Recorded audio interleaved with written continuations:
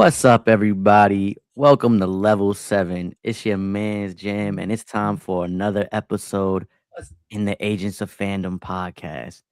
I'm hosting our Paradise Breakdowns, which are now going to be our last two on Mondays, 7 p.m. Eastern Time. And I'm joined by my boys, TJ and Ryan. TJ, first off, how are you? And let everybody know where to find us and what we got coming on. Oh, you're muted, brother. Sorry, I muted myself because I realized my laptop had sound on and I was giving us an echo at the start. Doing well. Wonder Man just got renewed for a second season, so life is good. Shout out to everybody who watched it to allow us to get a second season of that one. It certainly deserves it with how high quality of a show it was. And yeah, I'm doing really well. It's been a crazy busy stretch of time. We recorded our Project Hail Mary breakdown and review yesterday. You can find that up wherever you get your podcasts. We're talking Daredevil Born Again live tomorrow night, 10 p.m. immediately after the first episode airs. We got Invincible on Wednesday. Comic Corner is back on Thursday. And I just dropped this morning my interview with Sana Aminat and Dario Scartapan, the executive producer and showrunner of Daredevil Born Again. And we talked about how, season one had a lot of production issues. Season two went a lot smoother. We talked about season two really amps up, kind of how we see Daredevil's abilities. It really ramps up certain scenes when we get to truly dive into his radar abilities. And they'd utilize some really cool techniques for that. So we talked about that. Really, really fun interview. So you can check that out. It's up on the podcast feed. It's up on YouTube. When you're hitting the like button on this video, which we ask you to, please, please, please help us battle that YouTube algorithm.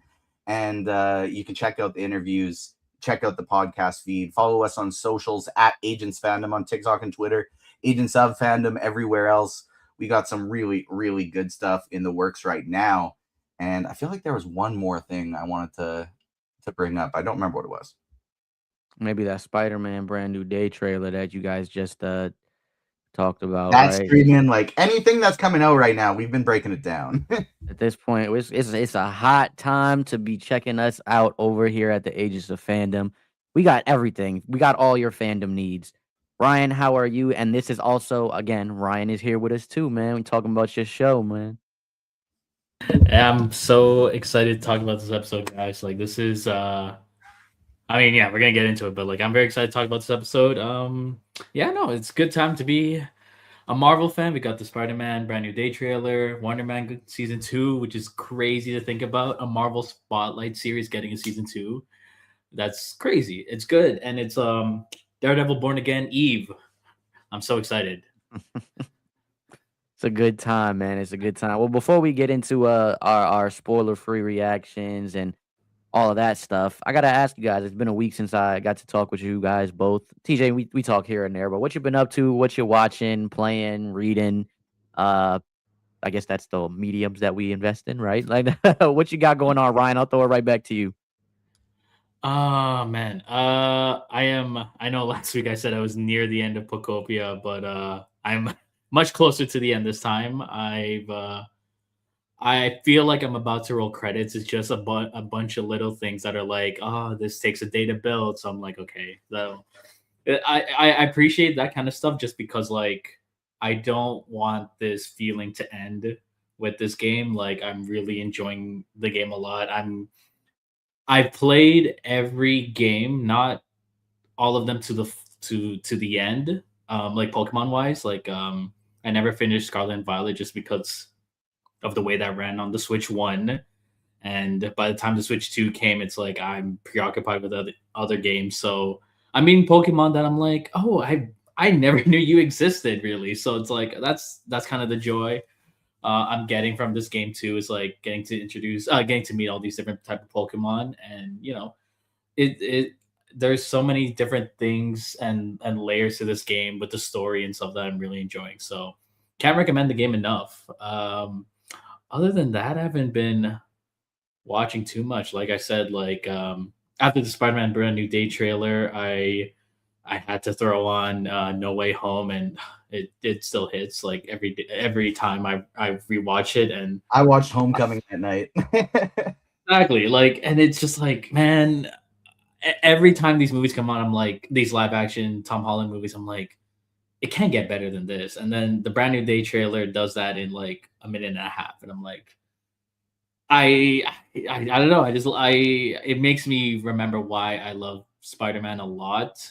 Um, and it's just so cool to see him finally get like his due in live action to the fullest in terms of like comic book references, and getting this different vision from the Destin Daniel Cretton, who again, like, shout out to him, because Wonder Man season 2, this guy's getting everything booked and busy with Marvel. So very happy for him, and I'm very excited to see what he's got cooking next. Yeah, you guys know how I feel about Spider-Man, and MCU Spider-Man is like one of the good things about Spider-Man. I feel like it's like one of the best things about Spider-Man. They're doing a really good job, and I love it. It looks so good, man.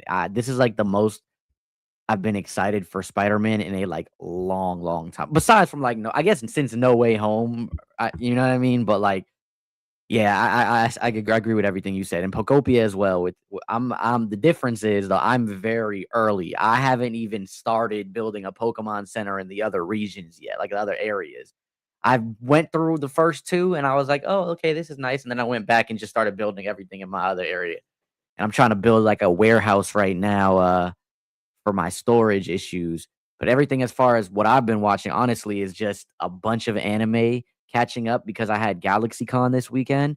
So a bunch of stuff that I've got to see. Hayden Christensen from who plays Anakin Skywalker. I mean, it was so many people there. The whole CW Flash crew was there. John Wesley Ships was there. Um, Jodie Benson, who is the voice of Ariel, was there. Got to talk with all of the like a lot of people. So it was a really good time. Uh, it was a good time. That's all I could say. I got a lot of cosplays, so that was pretty much like my like weekend since I seen you guys last.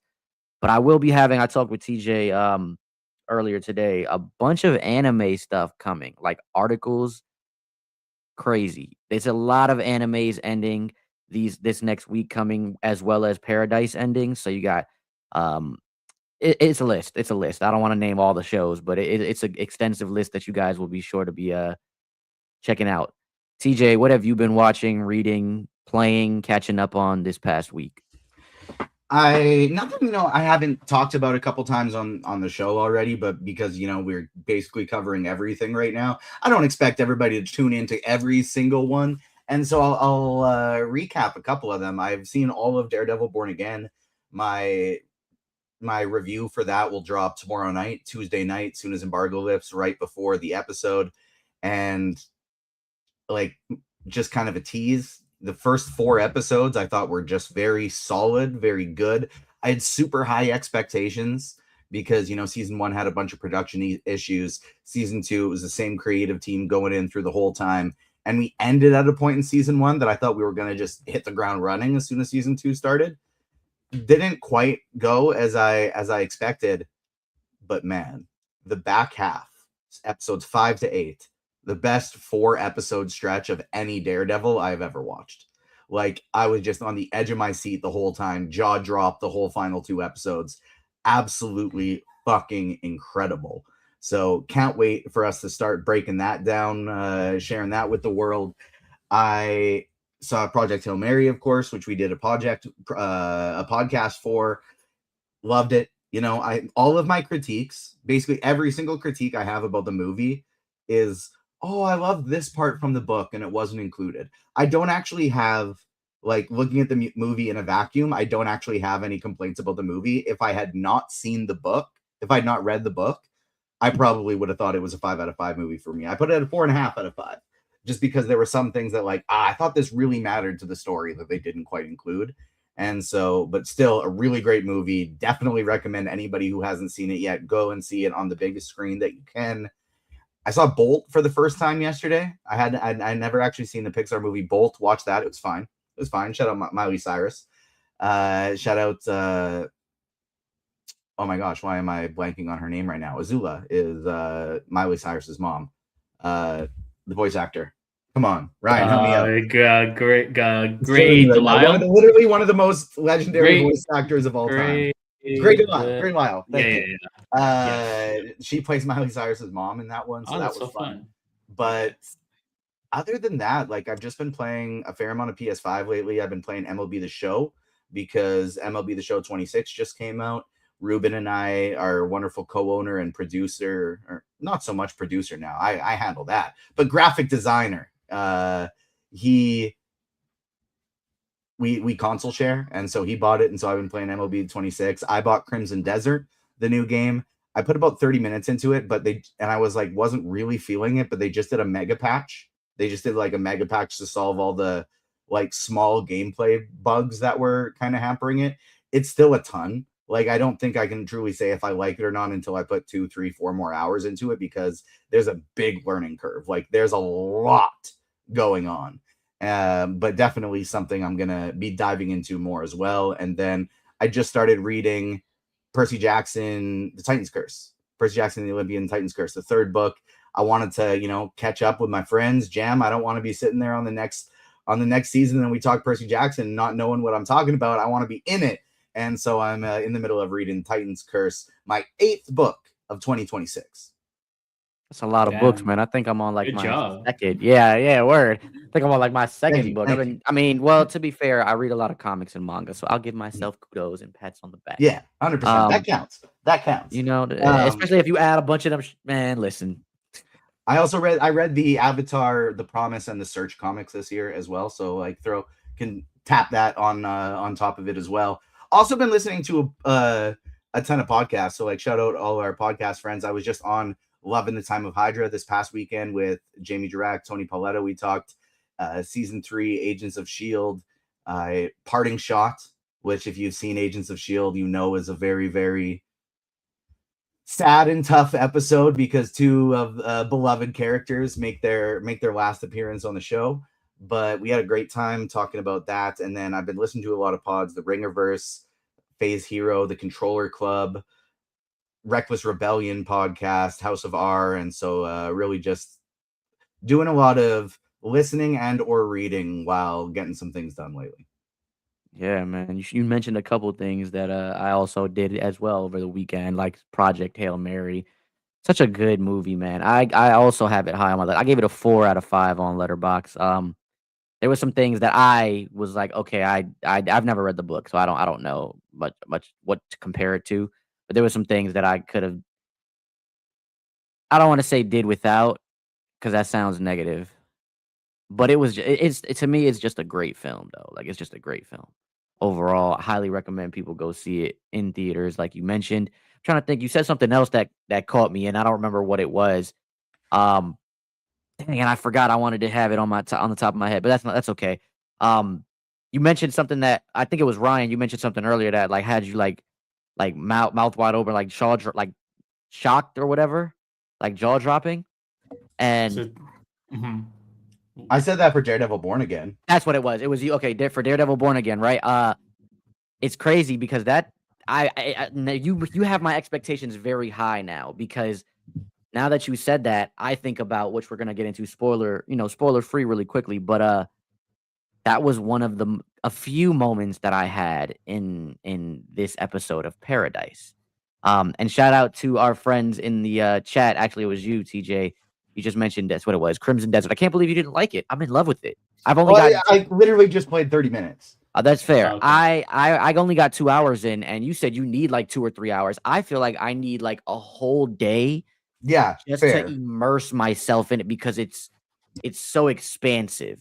It's very like Pokopia is like a cozy game that I could just sit back and kind of like get into the world, because it's, again, that's another expansive game, right? But with Crimson Desert, I feel like I need to be like up, locked in, like really paying attention to what's going on, or trying to figure out the mechanics, like you said, because the mechanics are a little, I don't want to say difficult, but there's so much stuff that it's like, if you want to change weapons or change an ability, you're pressing pause and switching to 3 different screens. It's not like a button and an up arrow that you can quickly press, things like that. So it's going to take a while to get used to. I was actually planning on diving in a few hours today, but my thought process was I will as soon as I'm done my Daredevil Born Again review, I'm just going to invest all my time into Crimson Desert. And then I just didn't write my Daredevil Born Again review. And so I never actually played it. It's just so much easier to turn on. Like, if I know I have like 25 minutes, I can just get 25 minutes of MLB The Show in, out, no questions asked. That's just not enough time for something like Crimson Desert. It's like you said, I like ideally a day, but like I need to know I'm sitting down for at least 90 minutes if I'm going to play that game. Yeah. I always say, like, especially with me streaming on Twitch, I'm always saying, like, I need at least like 2 hours to really do a game. Like, if I'm gonna just play a game, like to play the game, I need time. I can't just sit there because then if to me, if I was actually telling it to one of my boys the other day, but to me, it feels like a waste of time. It's like, why did I turn on the game to not do anything? Like, I just ran around a little bit. Now, if it's Pokopia or something like MLB The Show where you could just get in and out, sure. But like a game like Crimson Desert, like Zelda Breath of the Wild or Tears of the Kingdom, like those games, I need to give a little bit more of my time. But we are taking the people's time here, and so I want to dive into our I episodes. remember We're the here to other talk thing I about. was going to say, and I did not need to interrupt you for it because it's so inconsequential to what we're talking about. But I won my home fantasy basketball league, and I took the last couple years off because I wasn't as close with the people in my hometown that I was in the league with, aside from a couple of them, as I had been in the past. Wasn't really enjoying it as much anymore, so I just took a couple years off.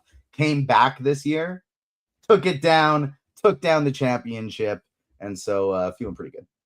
Kobe fist, you gotta get that Tiger Woods Kobe fist. Hell yeah.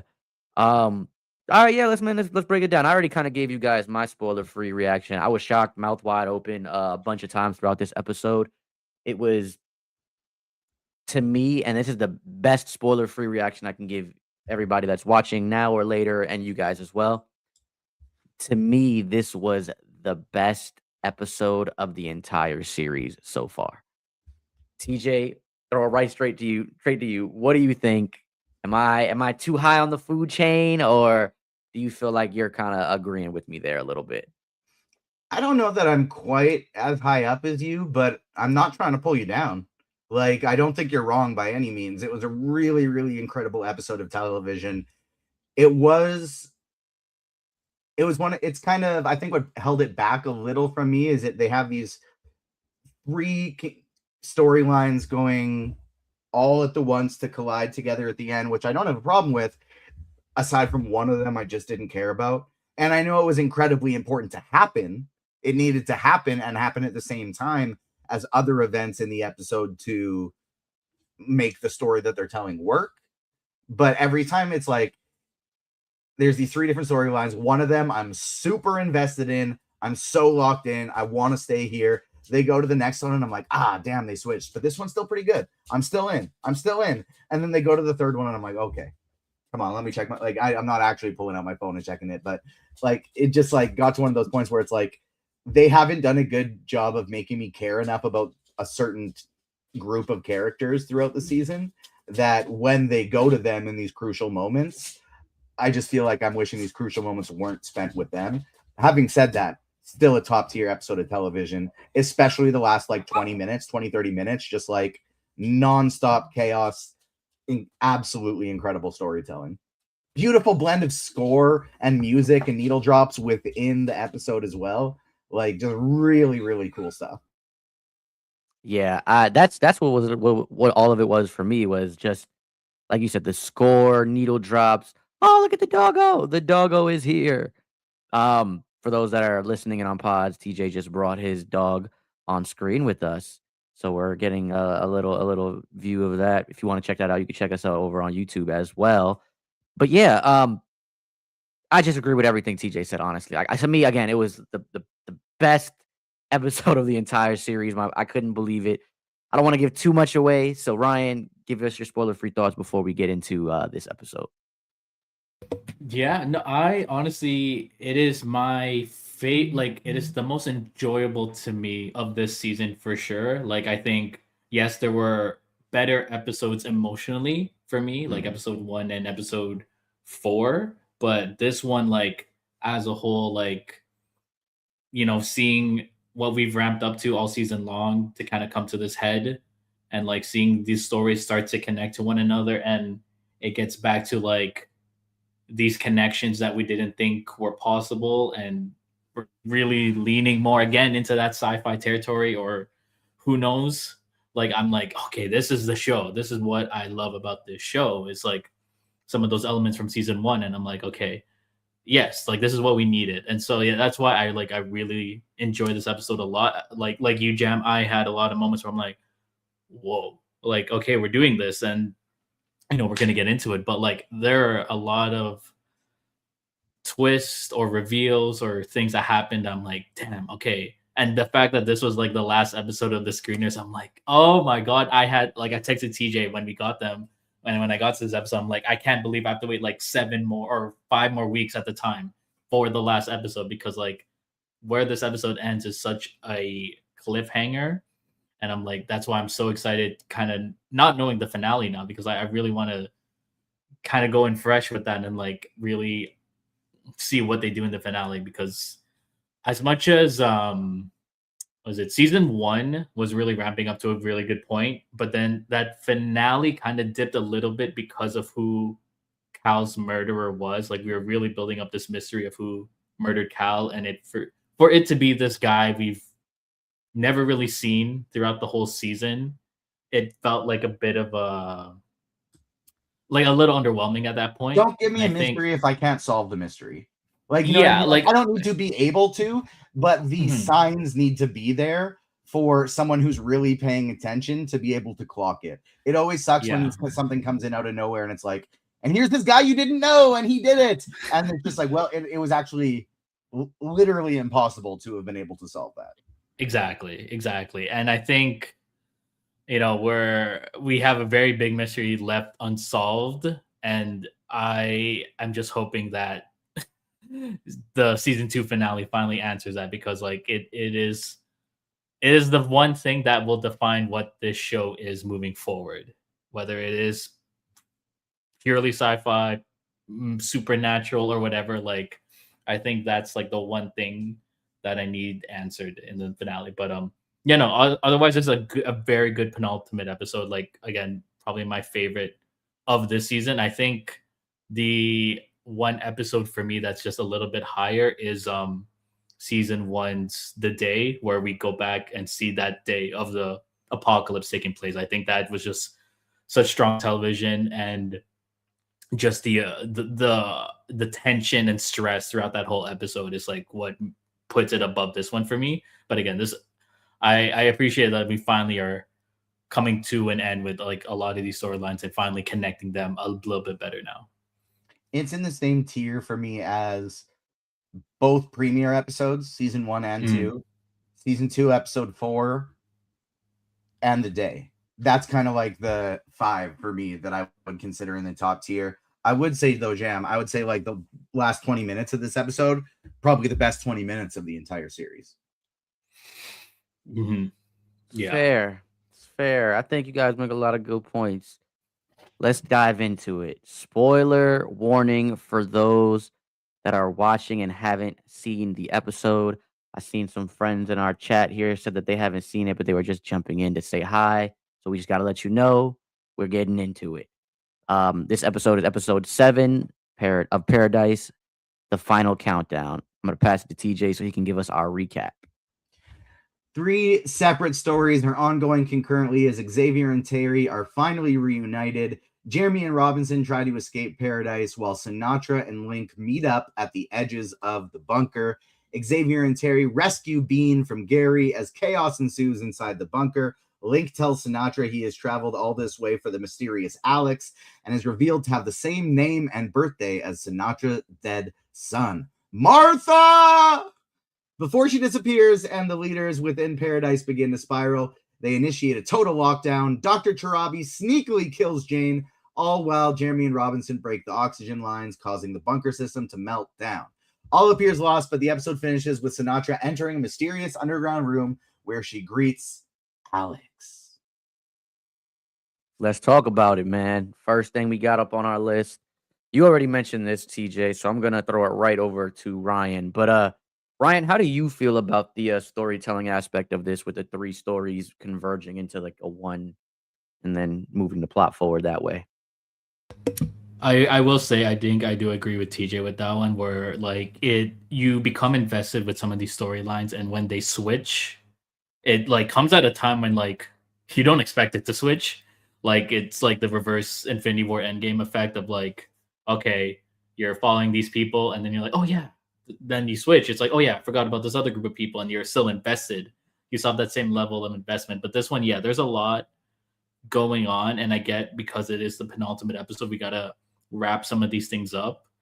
But it also reminds me that like we've only had maybe 2 or 3 episodes total in the bunker this whole season, and it's like, and it really shows because you don't feel that level of investment.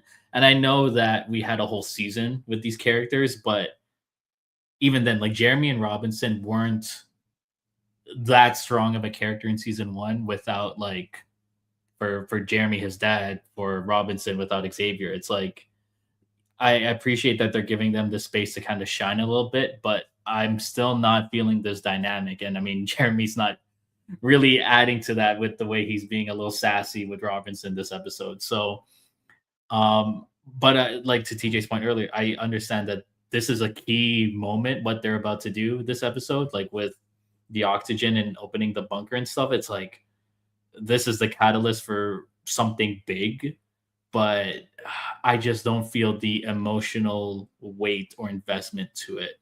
Um, like I still think we needed to end the Gary storyline a little bit sooner, like before this episode, just because like I love the stuff with Teri and Xavier, but I don't know, it just feels a little jumbled. But I know I say like this is the best episode, but because like we're finally wrapping up these storylines, I think that's why I liked it so much. Is because like once these storylines are wrapped up, we can finally get people back together and actually, get back to what this show is and like seeing what they're all like once they're all together and like actually interacting and finally trying to deal with this issue or trying to solve this mystery.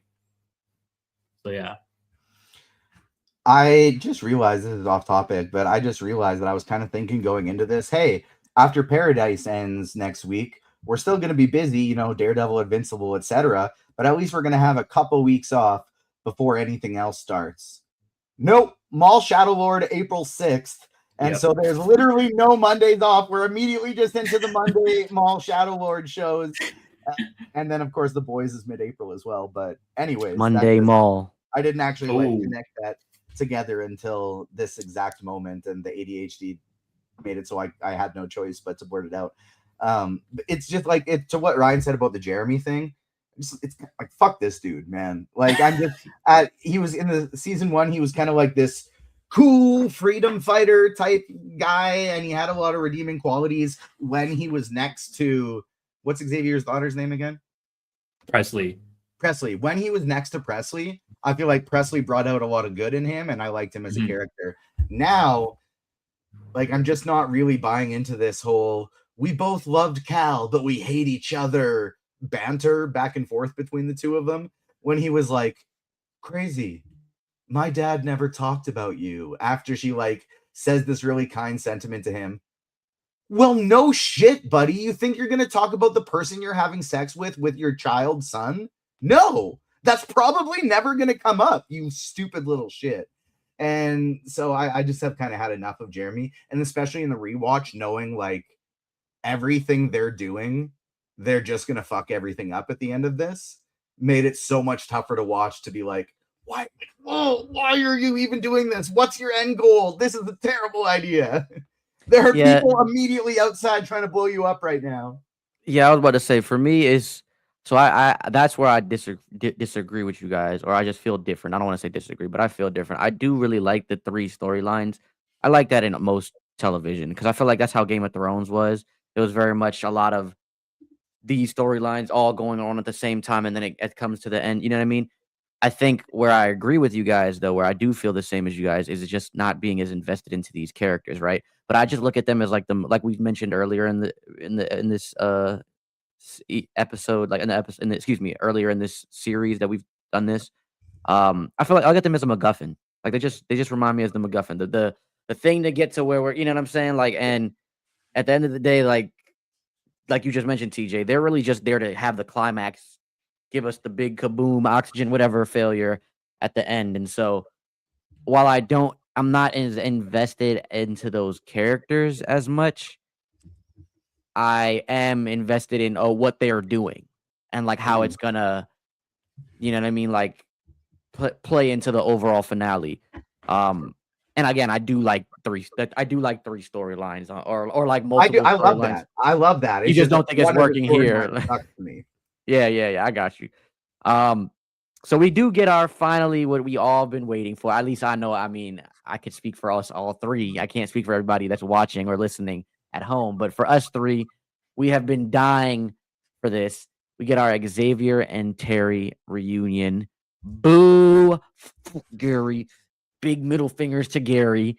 But boo, Gary. Yes, we've got our Xavier and Teri reunion, and I just was so happy. I love throughout this whole episode that when we have the moments with Xavier and Teri, we're getting little catch up moments between them, right? And it's like, and it shows like people that are like it to me, it shows like people that have been together for a very long time that just know each other, right? As they're walking, they're just talking about things that they've been through or dealt with. And it's just like, oh, that's funny. Like, oh, that's crazy. Like, what? Bruh died? Like, you know what I'm saying? I'm blanking on his name, but James Marston character, Cal died. That's what Cal died. Like stuff like that. I just thought was really interesting. TJ, I'll throw it right to you. What did you think about this reunion, and how do we feel about Gary, man? The reunion was so perfect. Like them talking about about Presley dating Jeremy was just absolute gold. And they've like we talked about, if we're gonna voice our criticisms of like they have not done a good enough job to make us care about Jeremy or Robinson this season. Throughout season 1 and 2, they have done a just absolutely freaking incredible job of making us care about Xavier and Teri. I'm so invested in this relationship going well. It's becoming one of those things for me where it's like, as long as their family, Xavier, Teri, Presley, and what's the boy's name? James. James. As long as those four are okay, I don't care what else happens in this show. I don't care who dies. I don't care what tragedies befall planet Earth. As long as those four are okay, I'm going to be in my happy place watching this show. Add Bean and Annie's child too. Yeah. And Bean and Annie's child to that as well. I just can't help but care so much about this sweet, sweet little family. They're cool, they're funny, they're badass, and they have so much heart. And outside of that group, it's kind of one of those things where it's like the bunker story was so good in this episode that I was in it. But for a large part of the season, it's like I just want Teri and Xavier at all times. Like this is the only story I want to be following right now. But in terms of Gary, I'm kind of with what Ryan said earlier, whereas I feel like this storyline could have actually ended last episode. As much as I want more Xavier and Teri, I feel like if this ended last episode and then this episode was just the bunker, I think that would have probably been ideal for me. Having said that, I'm always good for more Xavier and Teri storyline. I kind of wanted him to just shoot Gary at the beginning. When Teri was like, murder, that's new. I was like, well, Teri, let him do it. But having said that, it's just like there's no more relatable storyline than like, what if the person you care most about was taken away from you? It's so easy to get in that mindset of like, that would be terrible. That would be all consuming. I would do whatever I could to reverse that course of action. It's so easy to get in that mindset and just really emotionally invest in a TV show when that's the premise, and they do such a good job of playing it out. The Gary storyline petered out a little bit, but I think it was important to show the effect that Teri can have on people. And yes, Xavier had that effect on Annie as well, and that's partially, I think, of what drew them to each other, is just that inner kindness within them, that combination of strength, bravery, and kindness. But I think it did a really good job of showing, like, we've seen in 2 seasons how admirable and just good-hearted, good-natured of a character that Xavier is. In just a few episodes, they've really done a good job of showing us, like, Teri's at his level. This is like, she's not his plus one. These are partners. And I thought that was really cool. I think you bring up a lot of good points. Specifically, like I like that we feel so connected to this family because that's kind of how we feel with Xavier in general. Like throughout the whole first season, right? He's struggling to sleep because he misses his wife. And so I think that like whole point of them making us care about him getting back with Teri as well as his kids and things like that. And then we finally get reunited with Teri, and it's just like finally, like you know what I'm saying? We already love Teri because we've been wanting to get back to her. So I think that's like a big piece of it. Um, One thing I really loved about this episode that you mentioned with Gary though is not just showing how like kind and human, I would say her and Xavier are, but I think it just shows like a great it's great television to me because in most television, right, you kind of have these needle drops that you know the person's gonna get killed. You're just kind of waiting to see how or like see when, like when the moment actually happens. Whereas like when this, it was like I thought he was gonna overreact or something was gonna happen and Xavier was gonna have to shoot him. And when it ends with just him hugging her and her walking away with Bean and him watching her walk and then it pan out like her pan off to the I was like, that's very human. That's like very realistic. And we don't get much television, I feel that like that. So for me, it was like almost like it made me smile a little bit. It made my heart warm, almost like watching Superman did, because it was a very superhuman thing to see. It was very kind. It was very the ability to be able to love and let go. And you don't see that often in television. And so for me, it wasn't just looking at Teri and Xavier, well, not Xavier in that moment, but as them as just being kind, but it was kind of looking at humanity as a big difference. Like we think these people on the train are bad people, right? Because that's what the mailman led us to believe. But then we see everybody as we're going through this world, as we've mentioned throughout the series, has hope or has some type of kindness or trying to help each other out because we're survivors. And so I thought all of that accumulated through the lens of Gary saying, I'm going to be alone again. And she's like, but you're going to be able to swim again on some Finding Nemo stuff. It was really like a full circle humanizing, like hopeful moment. And I thought that was really beautiful. That woman who's in charge of the train, I would trust her with my life. Something about her, she just gives like confidence and kindness mixed together, of like the way she's like, hey, this is a sweet moment, but he knows something about Colorado and there was just a bomb. I got to talk to him right now. Bring him out. Hey, thank you so much. He was really helpful. Take your time. Hey, makes a little joke. Like, she just seems like a very competent and person I would want in charge in these type of situations. But like you said, Jam, it is kind of like that superhuman Superman story-esque with what we see from Teri here, because it's the perfect type of story. And I'll bring up, this will be my check it off the box check it on the bingo card, Avatar The Last Airbender reference. But we see Xavier here, and it's like he is everything.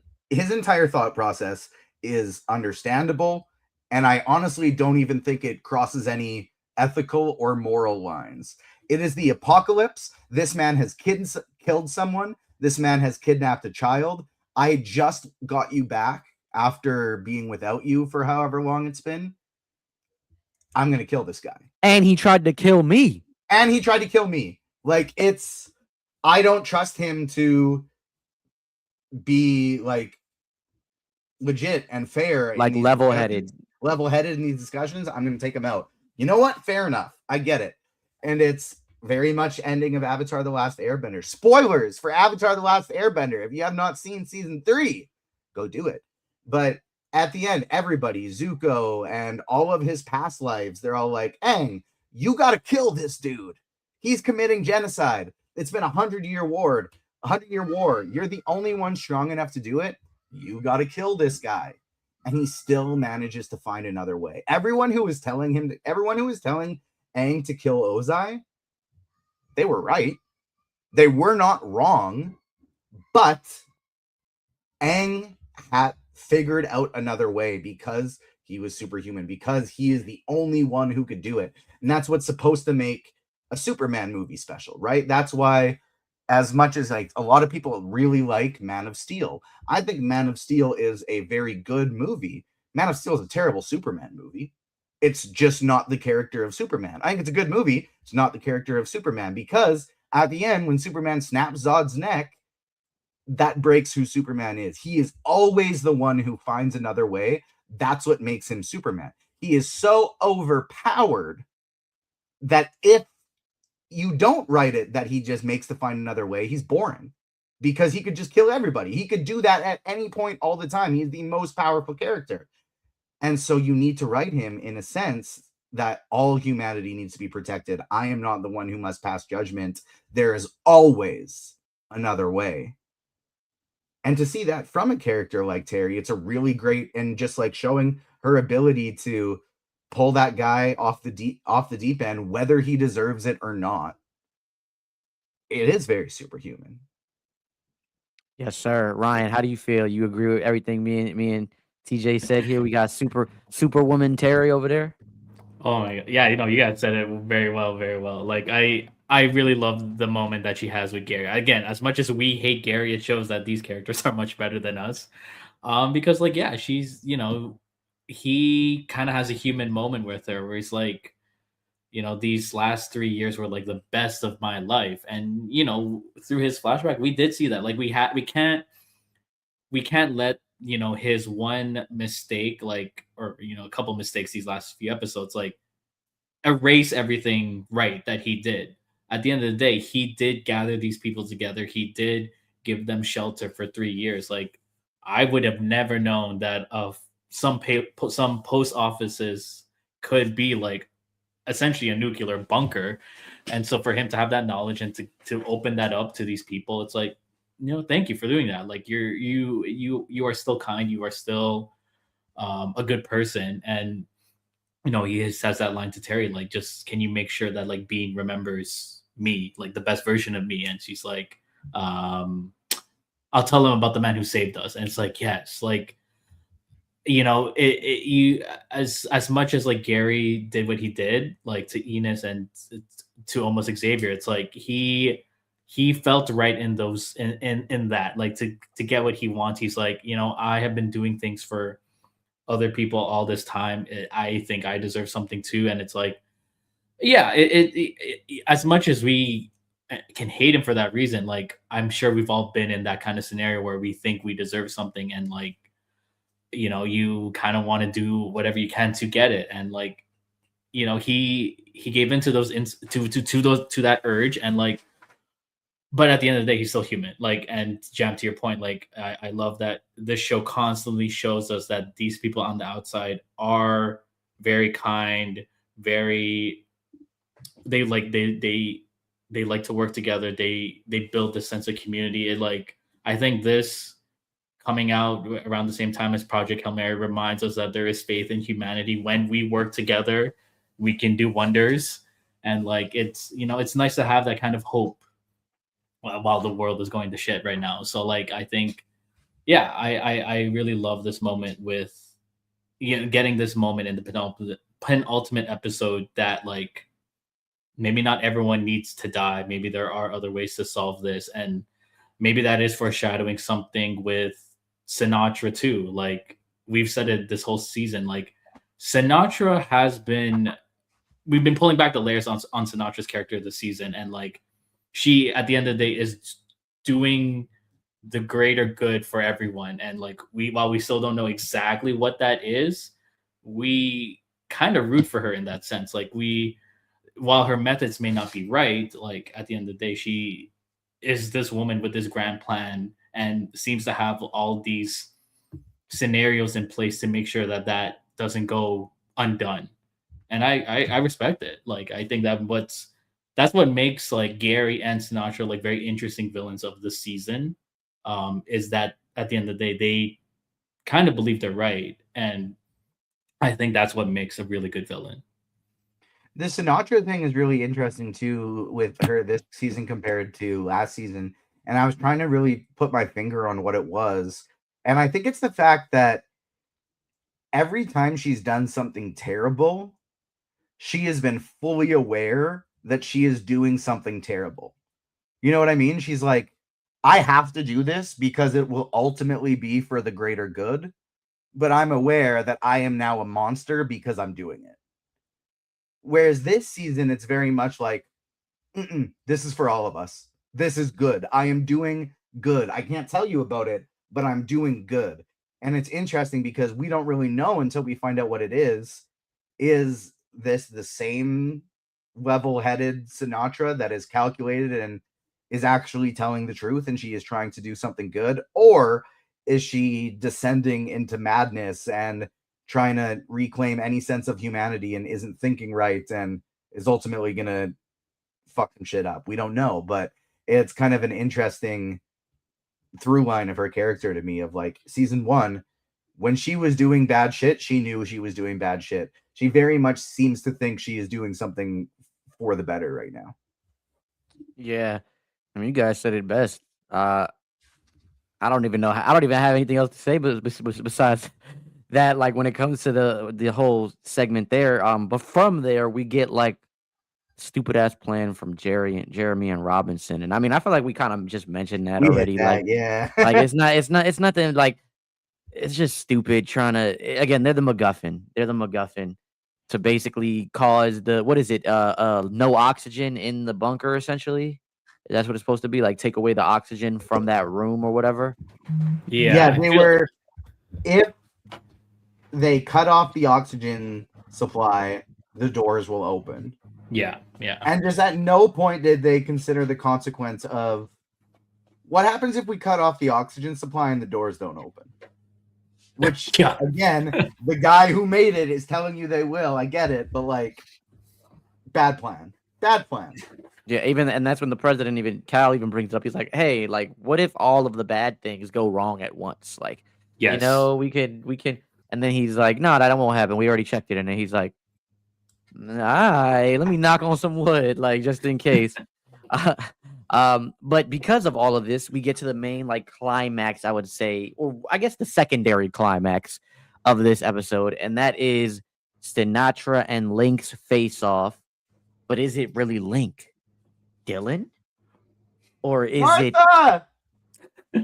Why did you say that name? That's literally what she looked like. She was like, Dylan, what? Why did you? When's your birthday? Why did you say that name? When's your birthday? Yeah. So I'm gonna ask you guys straight off the bat. What do you think about Link, aka Dylan, or Dylan, aka Link? Is he really Sinatra's son? And what the hell was the deal with the apple pie? Ryan, I'll throw it straight to you.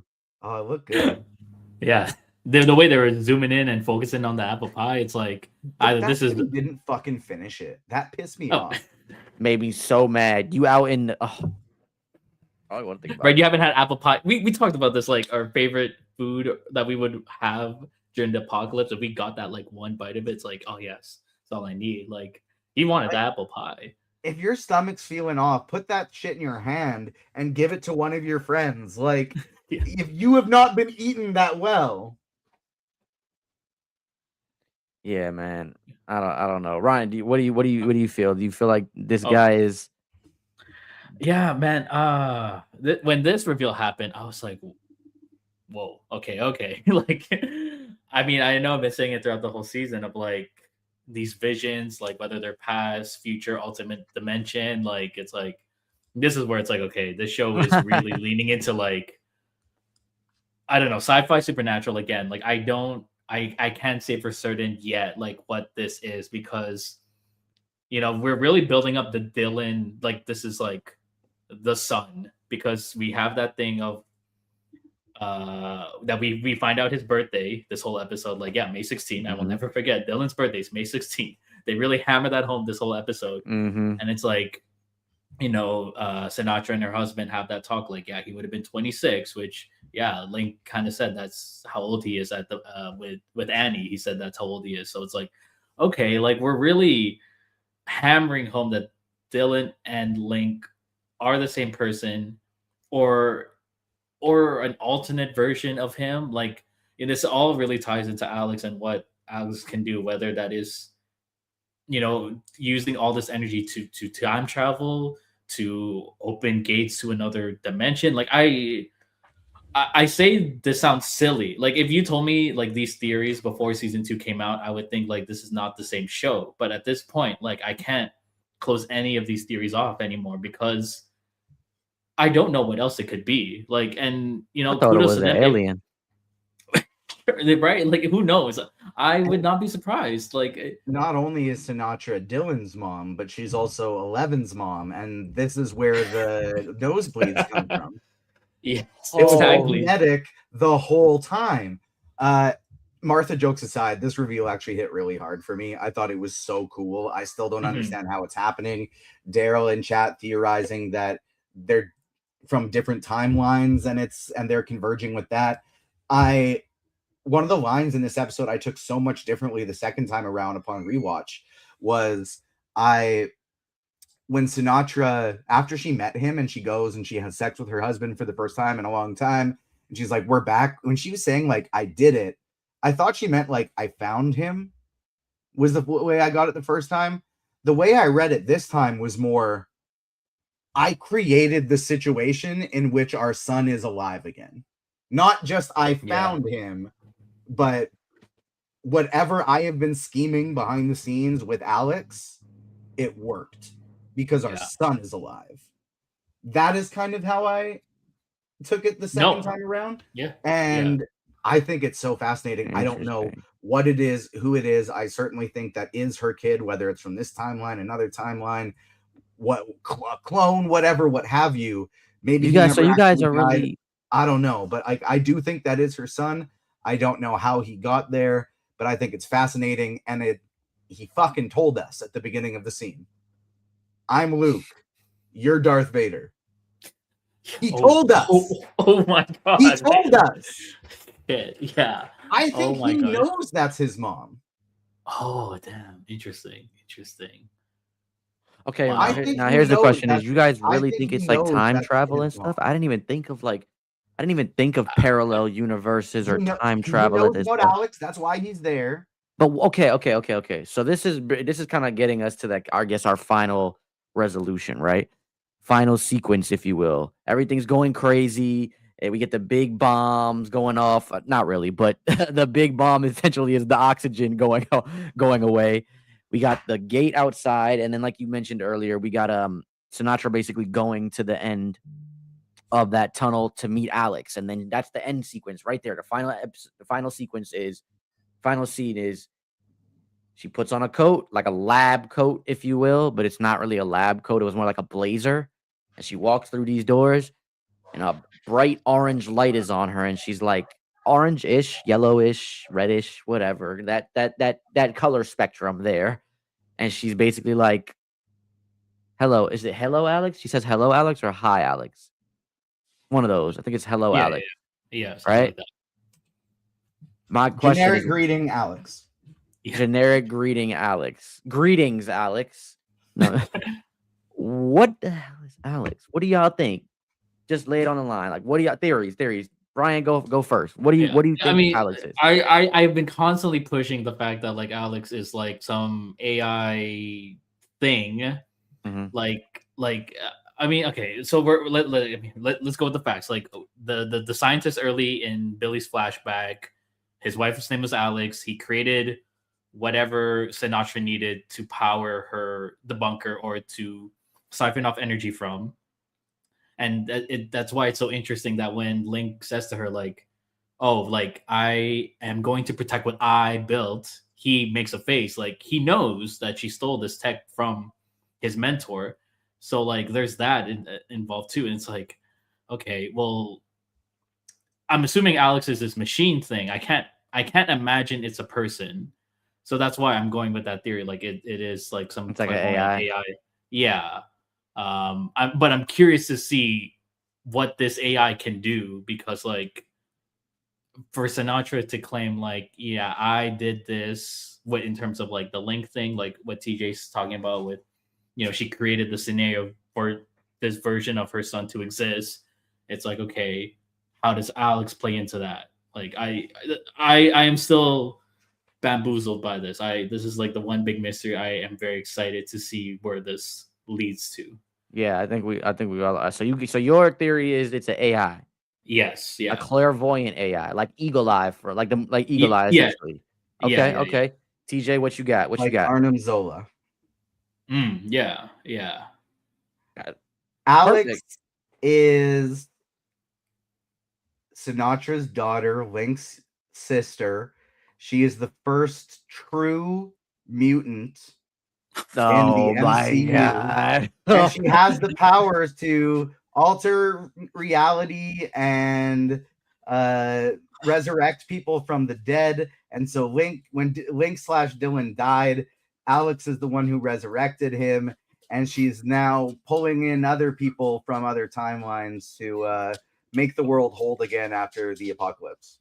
Yeah, she's like Wanda, where Wanda lost her brother, and then that led her on this road to eventually recreate this world Oh of The like bunker brother. a in paradise is just like Westview. yes, No, exactly. no, no. The bunker in paradise. It's Westview or is it the Witch's Road?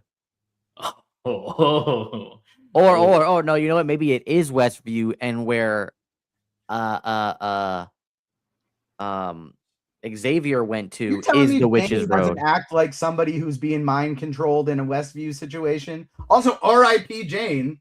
oh Yeah, Bye. yes, okay, yes. let's backtrack Shout a little out bit. Dr. Let's backtrack. Yeah. Tarabi. Stab, stab, stab. I do feel like that was a little rushed. I'm not gonna lie to you. You might because I remember you mentioned it last episode. You wanted an Xavier and Jane like crazy fight scene, and I felt like we weren't like. To be fair, thinking back through this whole season, they were building up Dr. Tarabi to do that. To be fair, like when you think about it, I was thinking about it right after I was like, yeah, that's her. That was her kill. That was legit her kill. However, I think us as viewers didn't want it to be her kill, but it was her kill. You could, as you Yeah, want, I you know want what I the mean? Xavier's Jane showdown. I do like this idea from Daryl. Looks like Alex sends messages to the past. So, like, she sent the warning about Jane. Right. She sent Yeah. this information to Link. I do like that idea of like that's what Sinatra figured out how to do was send messages to the past. She didn't know if it would create an alternate timeline or impact her own future like a loop. And when she said, this is how I'm adding to this theory, when she says, I did it, she realizes I impacted our future by sending a message to the past. Oh, okay, that so I kind of like that, and I like it. It kind of bridges the gap from both of y'all theory. Well, TJ's theory was a Marvel theory, but that's besides the point. I kind of like it because it takes Ryan's theory too. It's like this. It was this clairvoyant AI, and so it's able to see into the past, present, future, send messages back, like what Daryl said, and impact the actual. This is where that's my theory now. That's what we're gonna. That's the Agents of Fandom theory stamped right there. TJ, before we get out of here, man, let the good people know what we got going on, where they can find us, and all the good jazz. Yeah, hit the like button on this if you've not done so already. Make sure you're subscribed because we got a lot of fun stuff coming up. Dropped already. You can find our review of Project Hail Mary. I have interviews for Daredevil Born Again with the cast, Charlie Cox, Vincent D'Onofrio, the creative team, Santa Amanat, and Dario Scardapan. And keeping up this week, Monday, Paradise, Tuesday, Daredevil Born Again, Wednesday, Invincible, Thursday, The Comic Corner. Probably end up having something Friday as well. We'll be talking about the finale of Paradise next Monday, 7 p.m. Eastern Time. And then the following Monday, we're keeping it straight up going with Maul Shadow Lord. Lots and lots of fun content, lots of great stuff. Check out agentsoffandom.com for our written reviews. Check out at Agents Fandom on TikTok and Twitter, Agents of Fandom everywhere else on socials for fastest fingers in the East, Ryan Cortero with the updates. I gotta make the joke once per episode. Yeah, that's about it. Fastest finger in the east, Ryan. Where can they where can You they can, find you at, bro? you can find my fast fingers typing away on Ryan_reflex on Twitter, Letterbox, and you can find my work at Collider as well as Agents of Fandom. I have an article coming up on Severance, on Paradise, and One Piece all this week. So a lot of good content coming up there. Woo! Yes, lot of great content. You can check me out at Jam Session. Just as you said, you guys see it here. Just replace the E with an X, as well as my podcast, Journey Across Media, all on YouTube. I have a lot of content. I pretty much have like reels and Instagram, like TikToks and all of that. Like, I swear for the next 2.5, 3 weeks daily. So there's gonna be a lot of content. So make sure to tap in. You guys gonna see a bunch of GalaxyCon stuff.